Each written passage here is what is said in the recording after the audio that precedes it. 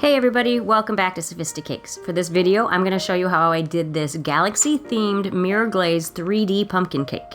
Now, I did this for an auction. It was for a benefit, and there are quite a few steps, so it's a little longer than my standard video. So if you can stick through it, I think you'll be glad that you did.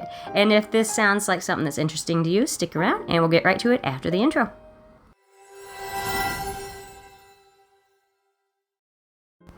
So first thing I'm going to do is make some more edible leaves using actual leaves from my yard. Now just pick the leaves that you like, go for the thicker ones, and make sure that you wash them and dry them. And this time, instead of using chocolate, I am using candy melts.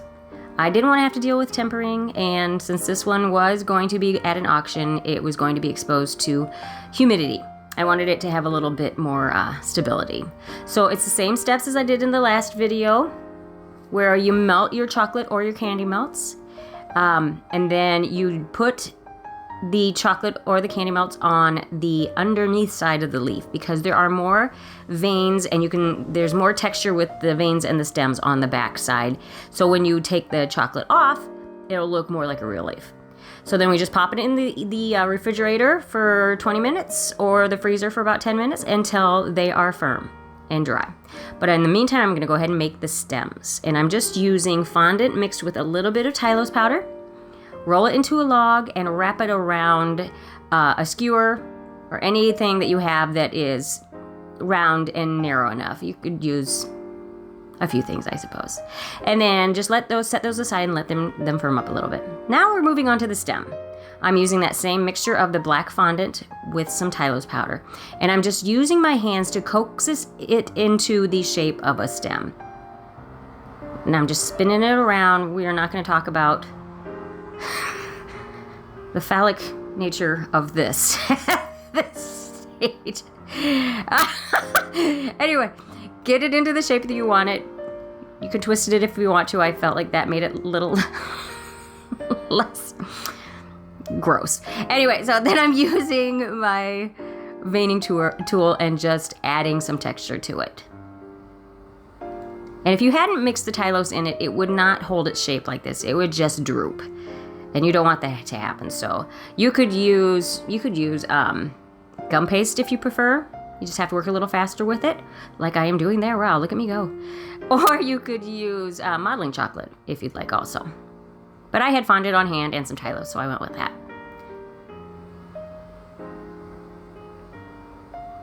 And on the bottom here, I'm trying to make it a little less symmetrical. Just look a little bit more natural as it would on a pumpkin. And I'm just poking a bunch of holes in the top there just to make it look like where you would cut the stem.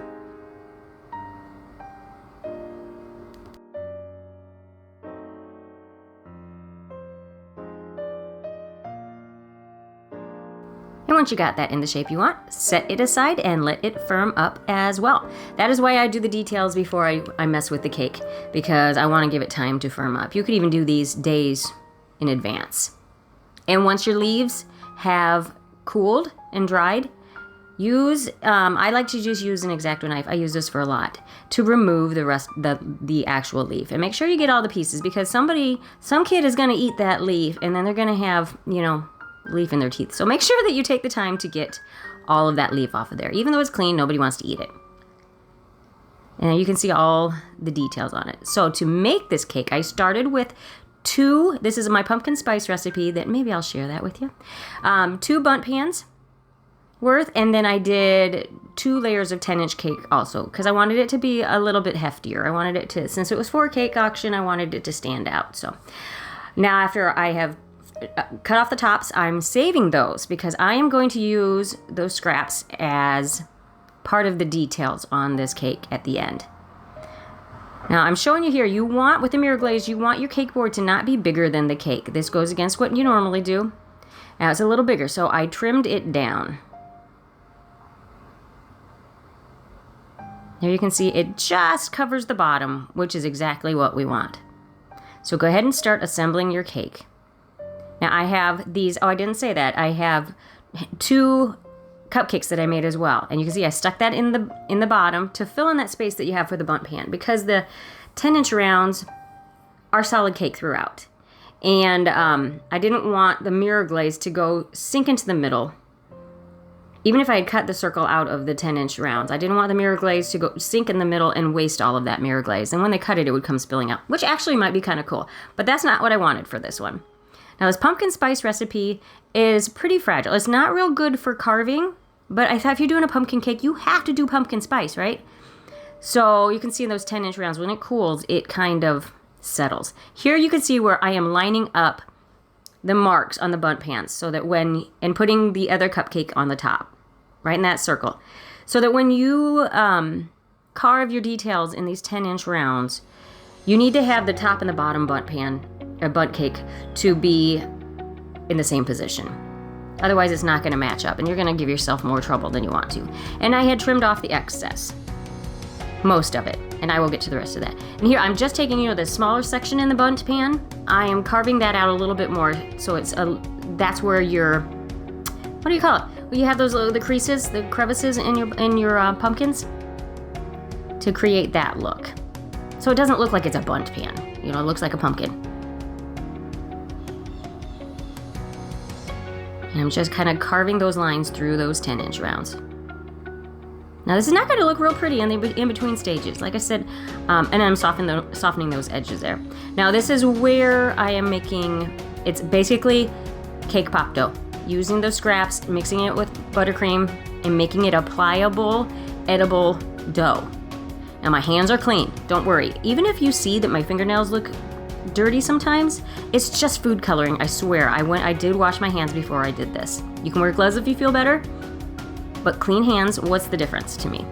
So I'm just kind of filling in and bulking up that middle section. Yes, I know I cut it off to begin with, but it wasn't gonna be smooth because it had those kind of wrinkles in it. It's just the nature of this recipe. So that's why I'm going in and putting the cake pop dough to round it out and make it look like an actual pumpkin. Now you could put buttercream underneath the cake pop dough, but I don't find that it's necessary. This cake is very moist, and most of the cakes that I work with are very, very moist, and you don't need to. And look at me, wow, I'm fast. Once you get that where you want it, I put it in the refrigerator and let it set up for about 20 minutes, and then I'm going in with it's a cinnamon buttercream. That is what I use for the filling also. You could use cream cheese, but I find that it's just softer. And for a sculpted cake, you want something a little bit more stable, I guess is the word. And my American buttercream is way more stable than the cream cheese. So I thought cinnamon buttercream, that goes good with pumpkin spice cake also. So this is your crumb coat. You're just locking in the crumbs and getting a more smooth working surface. This took a while. That's part of the reason this video is longer, because some of these steps took a while, and I don't like to cut out a lot. I want you to see from the beginning to the end, and that just means it takes time, so I speed it up. I kind of wrestle with that. Speed it up. Oh, and I'm using my Flexi Smoother to remove the excess. You can bend it to form to the shape of your sculpted cakes. That's why I like those. You can find those on Amazon. I will put a link to the recipes that I use, probably the pumpkin spice recipe. I'm thinking about doing that, and the buttercream and everything in the description below. So that was the crumb coat. Put it in the refrigerator for 20 minutes, and then I'm doing my final coat.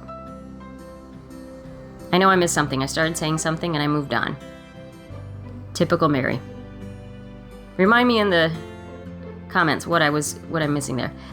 So now I'm making the mirror glaze. I like to use a recipe that Shell Sweets uses. It's a white chocolate based gelatin mirror glaze recipe, and I will link that also. It's basically water, gelatin, and granulated sugar, and sweetened condensed milk.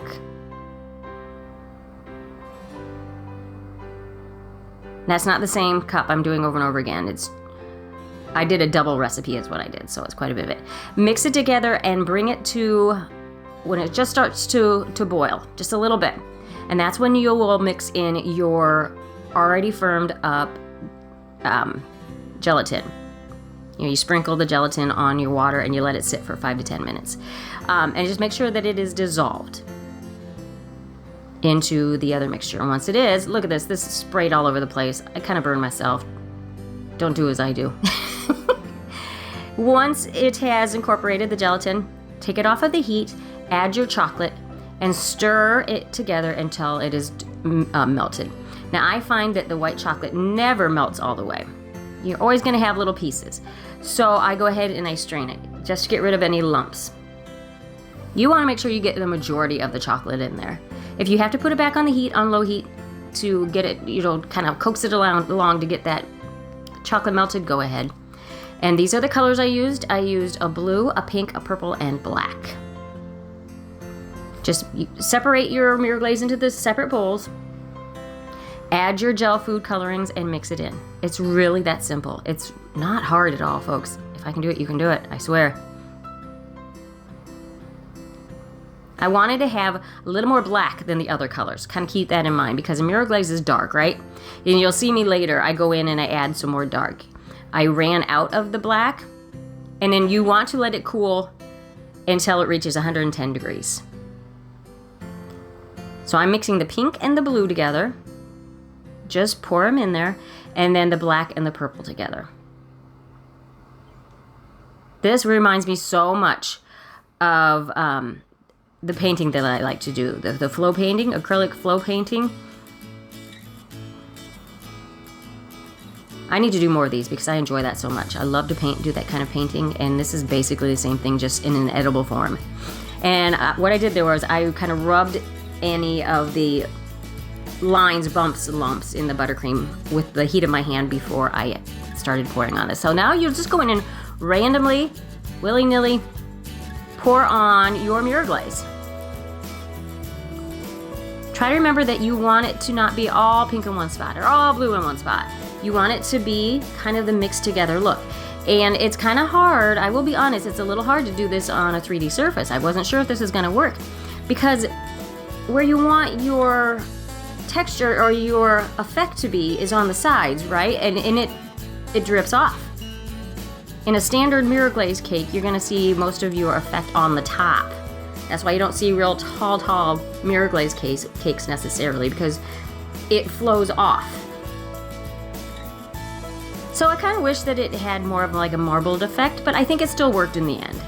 And you'll see that what I'm doing there is another painting technique is if it's not flowing off to the bottom, grab a little of the mirror glaze with your finger, tap it on the bottom where it's not wanting to flow over, and that kind of makes it so that it flows over it. And I did run out of the black, so what I did was I scraped some out of the pan that was extra, mixed it all together, and added some black food coloring to it. You can still reuse that. It's not dirty. As long as your pan is clean, it's clean. But yeah, you can see where it kind of dripped more than marbled, but it's still a cool effect. Now here I had put 3 of my 14-inch boards together, and I'm going to use that as my board. And I'll show you how I cover that in a minute. And then I'm just using the artist palette knife to remove the extra drips off the bottom before you put it on the board. And here I'm adding, this is just white food coloring mixed with a little Everclear. I'm doing the splatter effect. You're kind of getting the galaxy effect on it that way. And also I had put this in the refrigerator overnight because mirror glaze cakes are very sticky.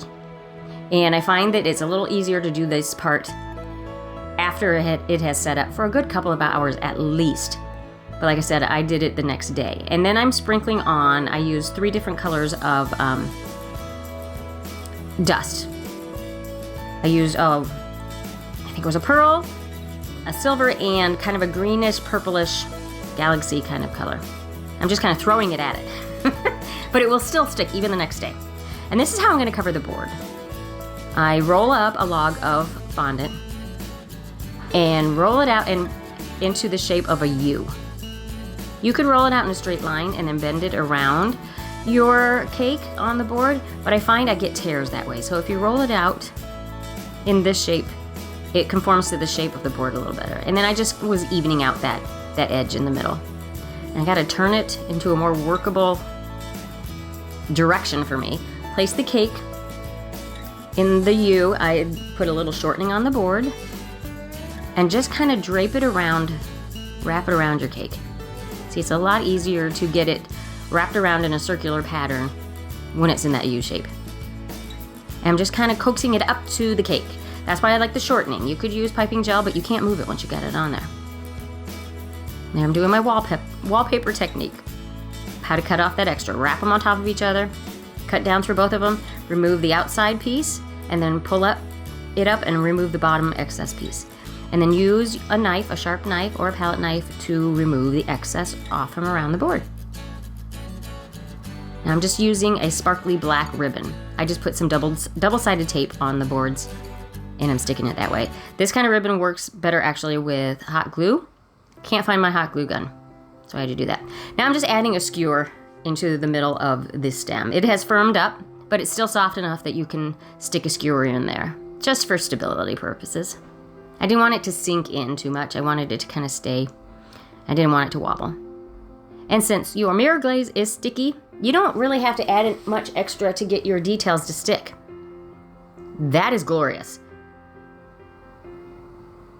So I'm just sticking my leaves on their stems, and I guess they're vines, aren't they? The vines.